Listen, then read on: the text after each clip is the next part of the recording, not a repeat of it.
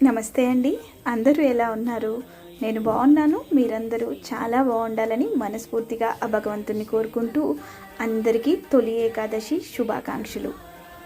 ఆ శ్రీమన్నారాయణుని కరుణా కటాక్షాలు ఎల్లప్పుడూ మనపై ఉండాలని కోరుకుందాం. కొంతమంది విశ్వాసం భగవంతుడు మన తలరాతలను ఎప్పుడో రాసిపెట్టాడు కదా, మళ్ళీ భగవంతుని ప్రత్యేకంగా పూజించడం ఎందుకు అని, మళ్ళీ మన కోరికలను ప్రత్యేకంగా చెప్పడం ఎందుకు అని. మన తలరాతను రాసిన భగవంతుడే రాసేటప్పుడు మీరు అడిగితే అవే కోరికలు నెరవేరుస్తానని కూడా రాసిండొచ్చు కదా. జై శ్రీమన్నారాయణ. భగవంతుణ్ణి మనస్సుతో మనస్ఫూర్తిగా పూజిస్తే తప్పకుండా మనల్ని అర్థం చేసుకుంటాడు. మనం చేసే పనిలో స్పష్టత, చేయగలం అనే విశ్వాసం, దృఢ సంకల్పం ఆ భగవంతుని